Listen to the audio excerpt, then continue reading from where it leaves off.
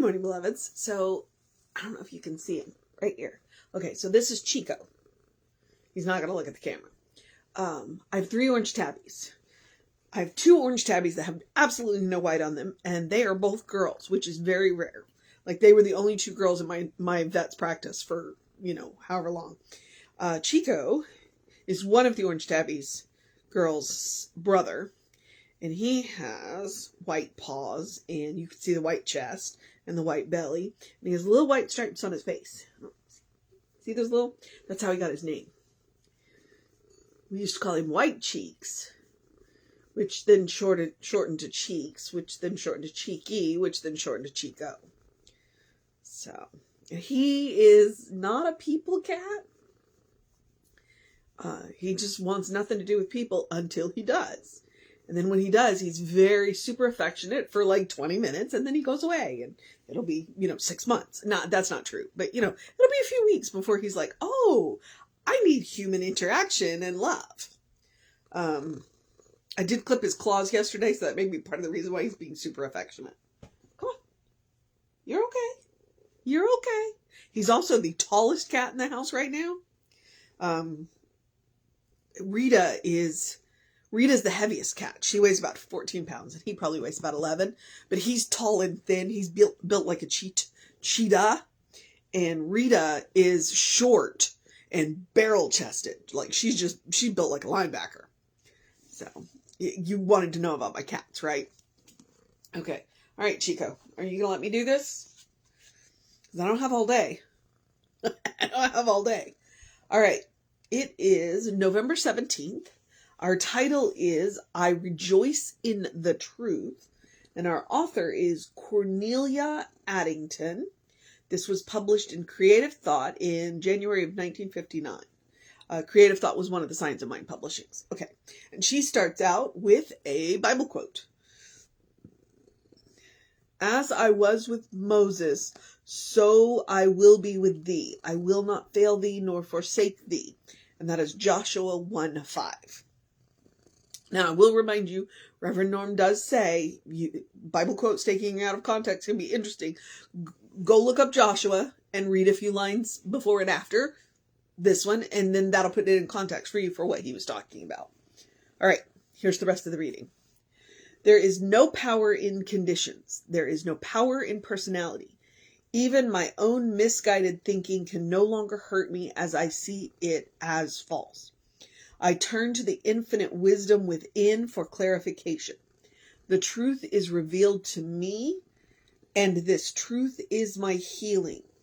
God speaks to me in my own mind as it did to Moses and the prophets of old. Sometimes Spirit's guidance comes through something I read or the spoken word of others. I no longer resist criticism. It may be God speaking to me through one of God's other children. Nothing can stand in the way of the truth. It cuts through my mistaken thinking as a strong light pierces the darkness. I am willing to have the truth revealed to me, though it shatter my ego. Thy rod and thy staff, they comfort me. I accept correction. I rejoice in discipline. I am glad to give up all negative thinking. God alone has power over me. This power is love. It will not fail me or forsake me. I am continually grateful that this is so. All right. Though it shatter my ego. That's the one that caught my attention. Simply because I'm not a big fan of criticism. Even when they say constructive criticism, yeah, I don't know. I've just done they've done some work since she wrote that, because I will remind you that was written in 1960 or 1959, or published in 1959. They've done some work on criticism, and how it can be very hard for people to take. And constructive criticism is I don't know, when people come at you with the word criticism, it can be very hurtful and actually very harmful. And it's not that we don't, because we absolutely do need to correct our path. Like if we've gotten a little off the path, we do need correction to get us back on the path. And I'm trying to remember. In psychology, they have a new way of wording how you do. It's not called criticism anymore. There is a more positive way of doing it that doesn't break the person down when what you're ideally trying to do is build them up. Okay. And I can't remember what the word is, but I noticed that she said shatter my ego, which is not necessarily a bad thing. Okay. We never want to make the ego bad and wrong. The ego absolutely has a job. The ego's job is to preserve life, specifically your life. The problem is the ego doesn't care about anybody else's life, and it will jump up and down until you actually pay attention to it. And so it can be very, very distracting. And so if your ego is jumping up and down about something, what you need to do is turn to your ego and say, all right, tell me what it is that is bothering you. What is it that you think I am in danger of? Message received, I've got this. Okay? And then your ego will settle down and let you get on with whatever it is that you need to do. So you can absolutely manage your ego. Ego should never, ever, ever be in the driver's seat. Honestly, it shouldn't be in the navigator seat either. It needs to be in the back seat. So that's just, one of those things. So when she says shatter my ego, what I'm going to remind you is maybe what's happening is that your ego has been in the driver's seat, and your ego will drive you right off your path because its job is to preserve life. But it does that at the cost of everything else. It doesn't care about prosperity. It doesn't care about relationships. It doesn't care about other people's lives. It only cares about preserving itself. So that's why I want to remind you. So when she said shatter my ego, that's what we're talking about. Get it out of the driver's seat. And the easiest way to do that is to simply go to the ego and say, tell me what the information is that you want me to have.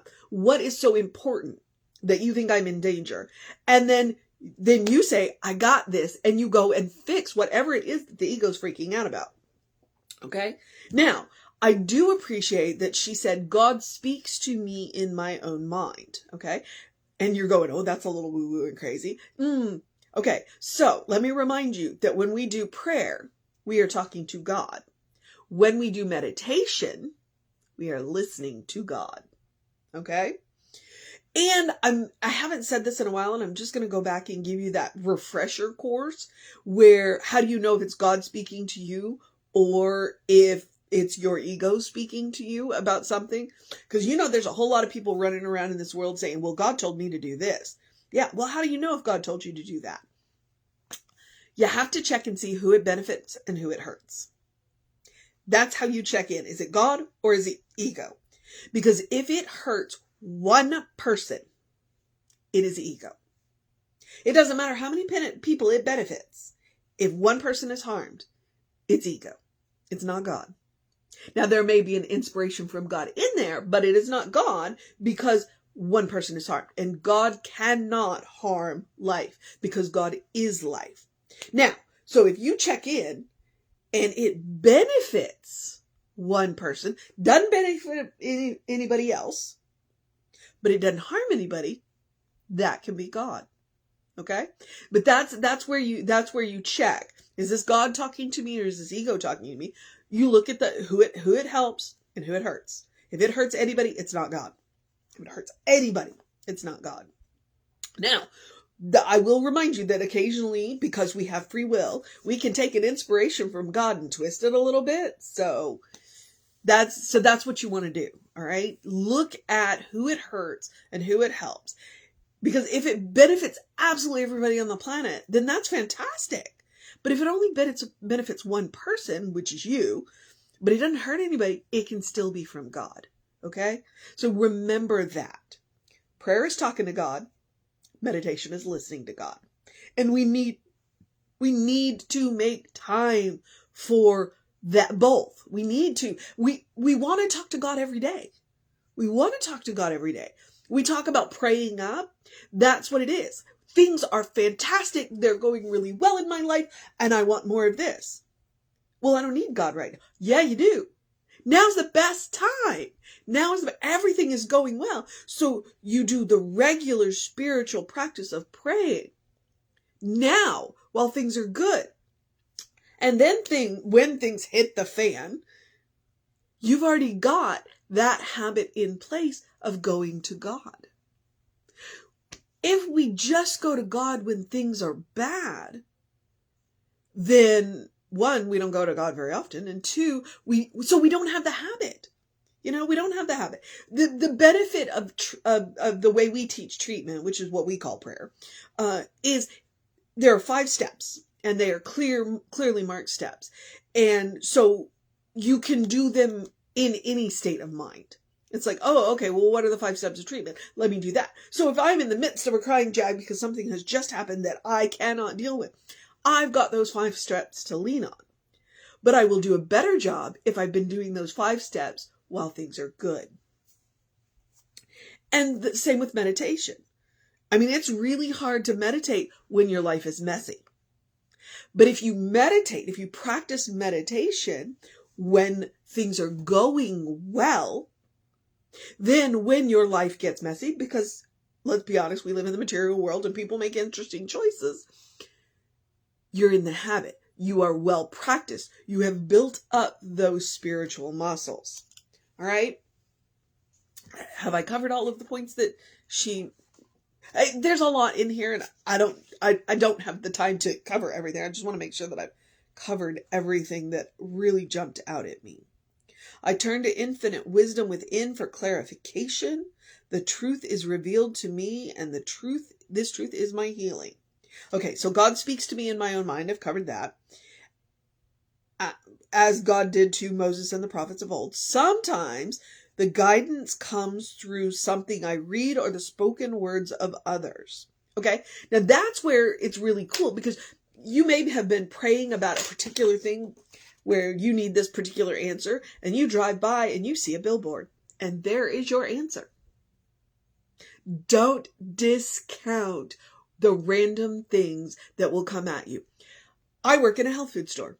I see people, and sometimes I only ever see them once.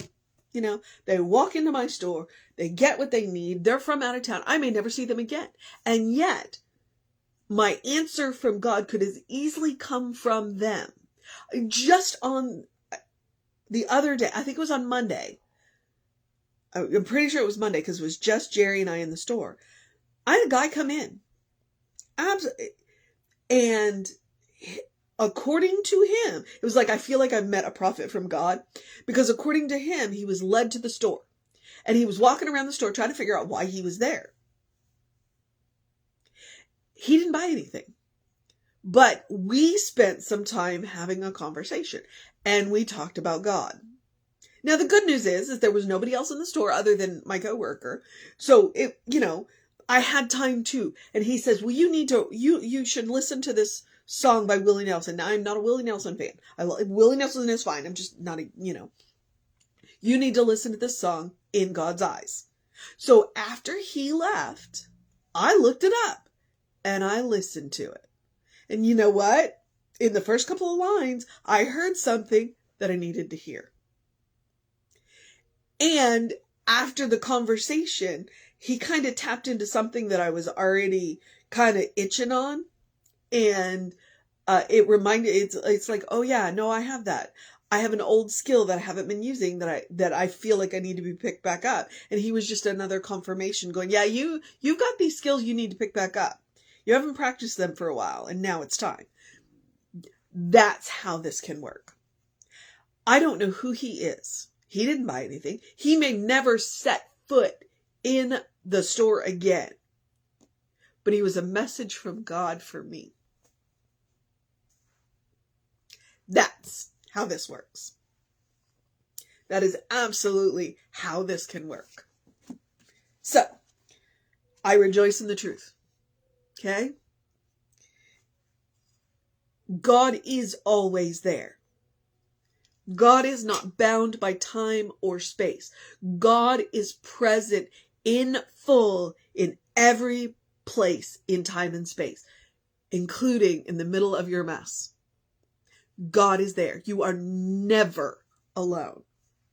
And the good news is when you are willing to lean into that presence, then that presence leans into you and will bring more of the presence, including in the forms of other people that can help.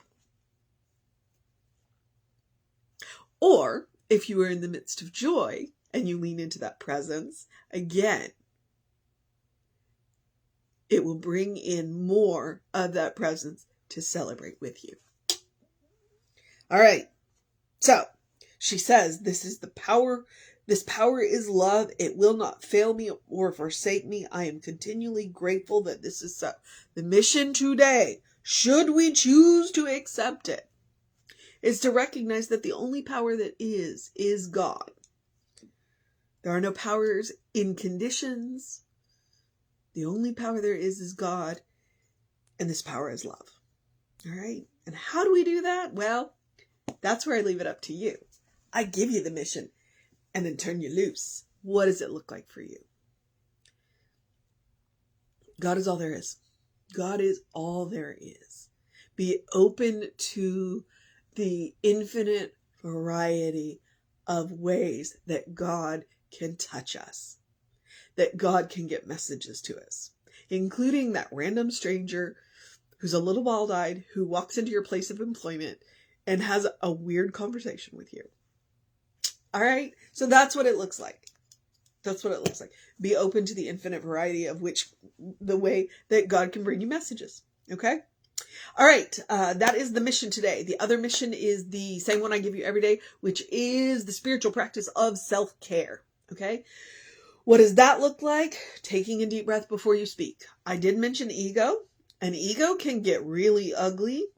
So when you are about to say something to yourself or others, take that deep breath and think about what's about to come flying out of your mouth.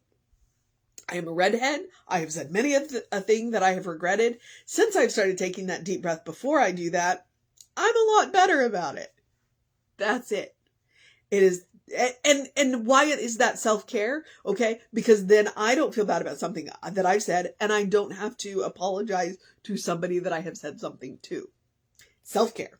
And you will also speak to yourself far more often than you will speak to anybody else in your life. Why not speak lovingly, kindly, and compassionately to yourself? In the end goal, that's why I talk about it every day. I would love for everything in your life to be done lovingly, kindly, and compassionately, especially the hard stuff. We are going to have those conversations. Because you mentioned, remember how I was talking about how I don't like the word criticism? Well, because it's a hard word. There are ways to build people up with and do it with love, kindness, and compassion. Criticism frequently breaks them down. If I can remember the word that I'm looking for, I'll add it in the chat. And if not, I'm sure you'll figure it out. Because it's some new psychology something. Okay, this is a hazard of being on my phone when I could Google it on my phone. No, I'm on my phone, so later. Okay. I also suggest take a walk, take a nap, take a break, which is the human equivalent of turning it off and turning it back on again.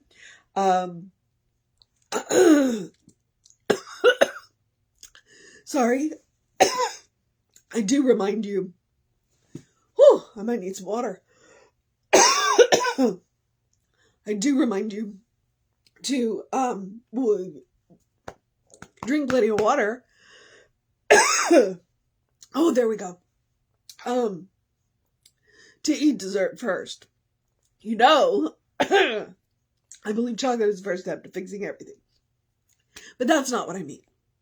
When I say eat dessert first, what I'm telling you, it's a metaphor for don't save the good stuff. None of us know how long we've got. Just in the last, week, I've had two people pass in my life. Two people who have died. And I'm not afraid of the word. That's why I said. And it just reminds you life is precious. Now, do I know where they are? Oh, absolutely. Absolutely, I know where they are. They will live forever in my heart. I will always have them there. But it's like having them in the next room. I can't see them. I can't talk to them. I can't hear them. So I'm going to miss them. And that's what hurts. But that's okay.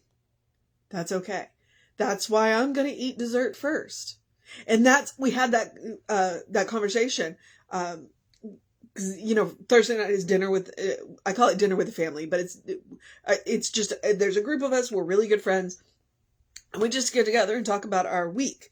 And that's what one of my friends said. She sat down to lunch with a good friend of hers, and she was using the silverware and the fancy china.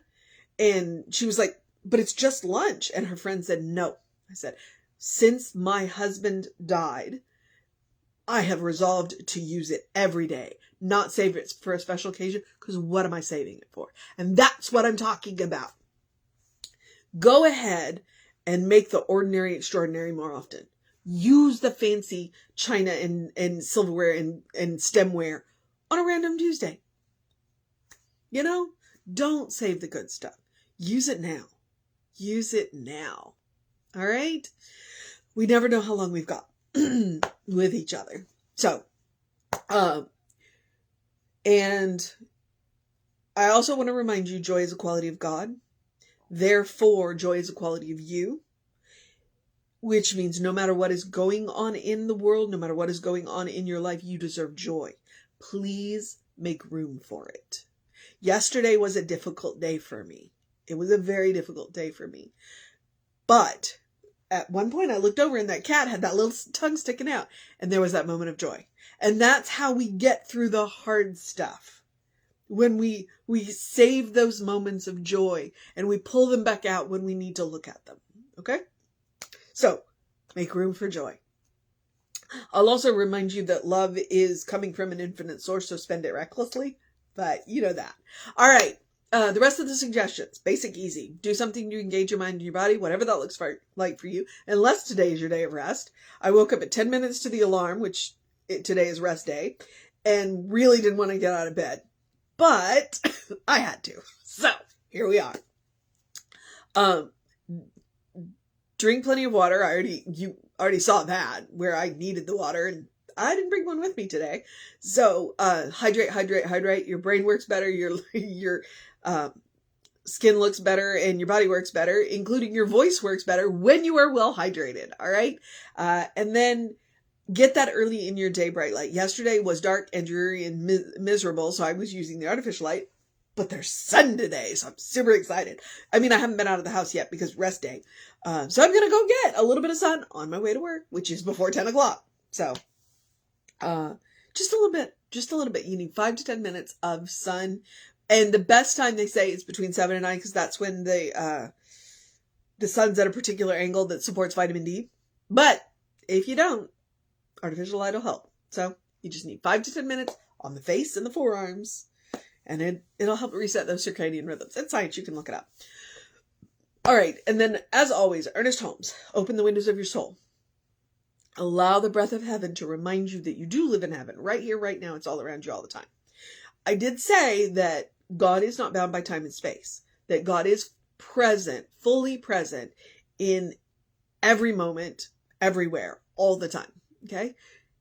Because that's what it is. Everything is made by God, of God, for God. It's all God.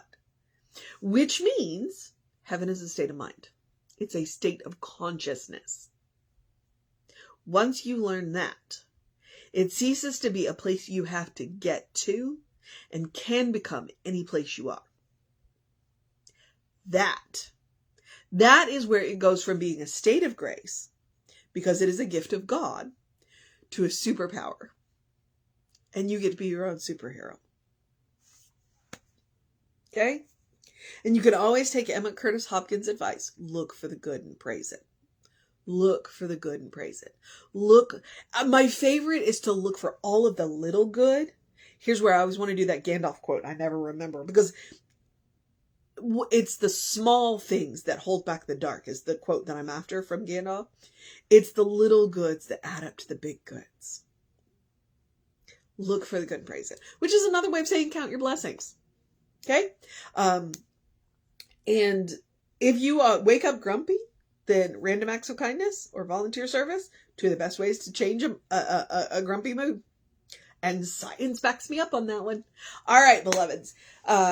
I probably need to move this along a little bit. So I'm going to remind you, we are Creative Life Spiritual Center, Creative Life Spark. I'm the running Rev Ryan on the social medias that I am on. So please feel free to take advantage of all the content that's up on those YouTube channels and Facebook channels, or Facebook. And I try and put stuff up on Instagram somewhat regularly, but you know. And if you want to know what's going on with the center, email info@creativelife.org. That'll get you on the constant contact. Okay. Yep. I get to encourage you to have a great day, a wondrous day, a fantastic day, a magical day, an enchanted day, a wonderful day, an awesome day, an amazing day. A recognize the power of love day, a stand in your truth day, a get to know who you are day, a recognize that you are a beloved child of God day, a, what else? She had a couple other good lines in there.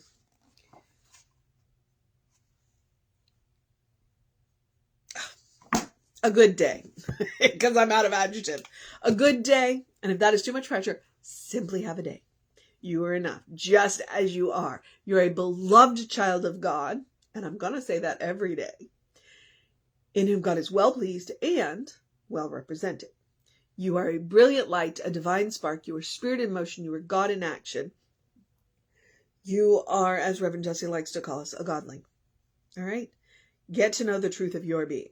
Peel back the layers of who you have been told you are by culture and society and religion and all that other nonsense that labels us and shoves us into boxes. Peel all that away and get to know who God knows you to be. Because I can promise you that who God knows you to be is good and probably pretty cool. All right? Know the truth of your being. All right, Reverend David should be on around 5 p.m. with you. I'll be back with you around 9 a.m., although I do get to go to the park tomorrow. Yay! So take care of yourself. Know that you are loved. And I will see you next time.